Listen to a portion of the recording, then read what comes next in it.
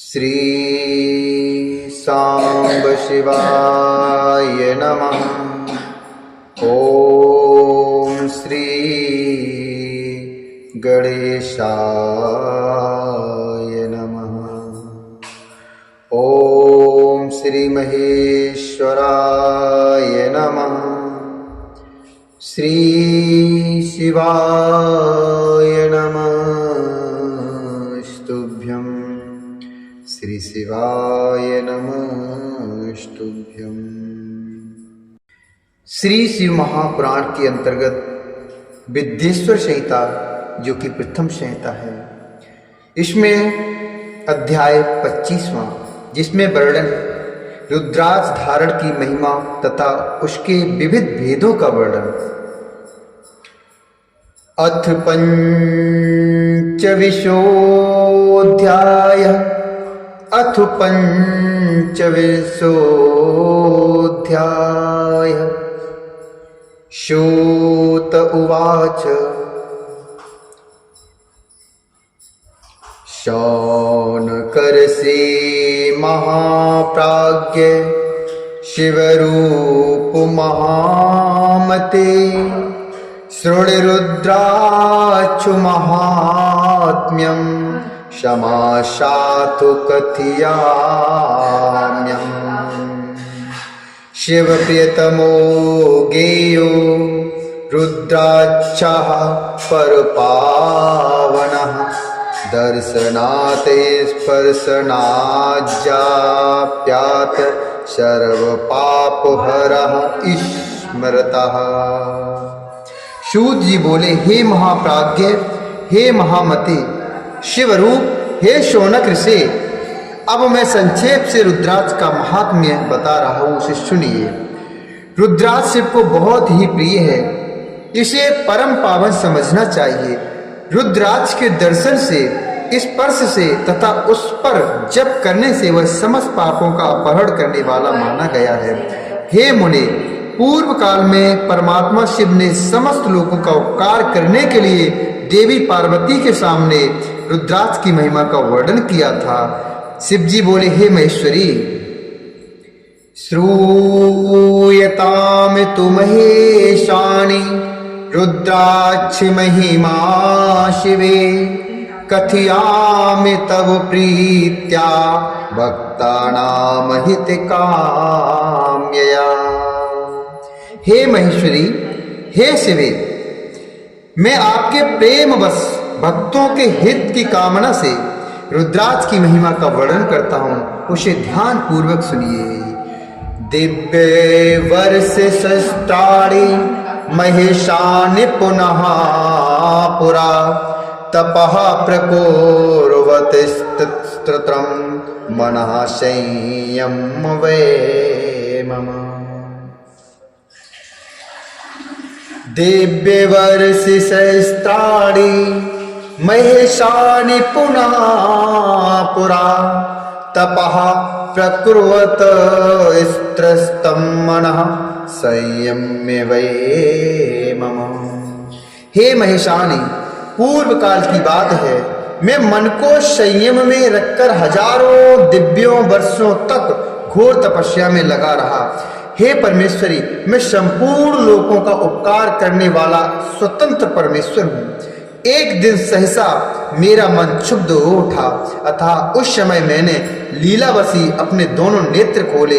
नेत्र खोलते ही मेरे मनोहर नेत्र पुटों से कुछ जल की बूंदें गिरी। नाभ्याम चारु चक्षुरुभ्याम पतिता जल बिंदवः, तत्राश्रु बिंदुतो जाता वृक्षा रुद्राक्ष संज्ञका। नेत्र खोलते ही मेरे मनोहर नेत्रपुटों से कुछ जल की बूंदें गिरी। आंसू की उन बूंदों से वहां रुद्राक्ष नामक वृक्ष पैदा हो गए। भक्तों पर अनुग्रह करने के लिए वे अश्रु बिंदु स्थावर भाव को प्राप्त हो गए। वे रुद्राक्ष मैंने विष्णु भक्तों को तथा चारों वर्णों के लोगों को बांट दिए। भूतल पर अपने प्रिय रुद्राक्षों को मैंने गौड़ देशों में उत्पन्न किया। मथुरा, अयोध्या, लंका, मलयाचल, सह्यागिरी, काशी तथा अन्य देशों में भी उनके अंकुर उगाए। वे उत्तम रुद्राक्ष असह्य पाप समूहों का भेदन करने वाले तथा श्रुतियों के भी प्रेरक हैं। मेरी आज्ञा से वे रुद्राक्ष ब्राह्मण, क्षत्रिय, वैश्य तथा शूद्र जाति के भेद से इस भूतल पर प्रकट हुए। रुद्राक्षों की ही जाति के सुवाच्य भी हैं। रुद्राक्षों की जाति के सुवाच्य भी हैं। उन ब्राह्मणादि जाति वाले रुद्राक्षों के वर्ण श्वेत, रक्त, पीत तथा कृष्ण जानने चाहिए। मनुष्यों को चाहिए कि वे क्रमशः वर्ण के अनुसार अपनी जाति का ही रुद्राक्ष धारण करें। भोग और मोक्ष की इच्छा रखने वाले चारों वर्णों के लोगों और विशेषतः शिव भक्तों को शिव पार्वती की प्रसन्नता के लिए रुद्राक्ष के फलों का अवश्य धारण करना चाहिए, अर्थात रुद्राक्ष के फलों को अवश्य ही धारण करना चाहिए। आंवले के फल के बराबर जो रुद्राक्ष हो वह श्रेष्ठ बताया गया है। जो बेर के फल के बराबर हो उसे मध्यम श्रेणी का कहा गया है। जो चने के बराबर हो उसकी गणना निम्न कोटि में की गई है।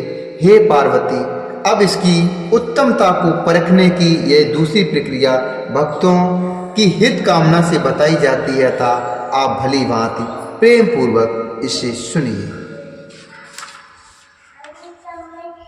बदरी फलो मात्रम च यति स्यात् किल महेश्वरी तथापि फलदं लोके सुख सौभाग्यवर्धनम्। तथापि फलदं लोके सुख सौभाग्यवर्धनम्। सुख सौभाग्यवर्धनम्। धात्री फल समं यत स्यात् सर्वारिष्टि विनाशनम्। गुंजया सदृशं यति स्यात् सर्वार्थ फल साधनम्। गुंजया सदृशं यत स्यात् सर्वार्थ फल साधनम्। हे महेश्वरी, जो रुद्राक्ष बेर के फल के बराबर होता है वह उतना छोटा होने पर भी लोकों में उत्तम फल देने वाला तथा सुख सौभाग्य की वृद्धि करने वाला होता है। जो रुद्राक्ष आंवले के फल के बराबर होता है वह समस्त अरिष्टों का विनाश करने वाला होता है तथा जो गुंजा फल के समान बहुत छोटा होता है वह संपूर्ण मनोरथों और फलों की सिद्धि करने वाला होता है। रुद्राक्ष जैसे जैसे छोटा होता है वैसे वैसे अधिक फल देने वाला होता है। एक छोटे रुद्राक्ष को विद्वानों ने एक बड़े रुद्राक्ष से 10 गुना अधिक फल देने वाला बताया है। पापों का नाश करने के लिए रुद्राक्ष धारण करना आवश्यक बताया गया है। वह निश्चय ही संपूर्ण अभीष्ट मनोरथों का साधक है, अतः उसे अवश्य धारण करना ही चाहिए। हे परमेश्वरी, यथा च दृश्यते लोके रुद्राक्षा फलदः शुभा न तथा दृश्यते न्यया च मालिका परमेश्वरी। न तथा दृश्यते न्या च मालिका परमेश्वरी। हे परमेश्वरी, लोक में मंगलमय रुद्राक्ष जैसा फल देने वाला देखा जाता है वैसी फलदायिनी दूसरी कोई माला नहीं दिखाई देती। हे देवी, समान आकार प्रकार वाले चिकने सुदृढ़ स्थूल कंटक युक्त उभरे हुए छोटे छोटे दानों वाले और सुंदर रुद्राक्ष अविलिसित पदार्थों के दाता तथा सदैव भोग और मोक्ष देने वाले हैं। जिसे कीड़ों ने दूषित कर दिया हो, क्रम दुष्टम छिन्न भिन्नम कंटकैर्हीनमेव च दृढ़युक्त युक्तमवृत्तं च रुद्राक्षान् षड्विवर्जयितुं। जिसे कीड़ों ने दूषित कर दिया हो, जो खंडित हो, फूटा हो, जिसमें उभरे हुए दाने ना हो, जो व्रण युक्त हो तथा जो पूरा पूरा गोल ना हो, इन 6 प्रकार के रुद्राक्षों को त्याग देना चाहिए। जिस रुद्राक्ष में अपने आप ही डोरा पिरोने के योग्य छिद्र हो गया हो, वही यहाँ उत्तम माना गया है। जिसमें मनुष्य के प्रत्यय से छेद किया गया हो, वह मध्यम श्रेणी का होता है। रुद्राक्ष धारण बड़े बड़े पातकों का नाश करने वाला बताया गया है। 1100 रुद्राक्षों को धारण करने वाला मनुष्य रुद्र स्वरूप ही हो जाता है।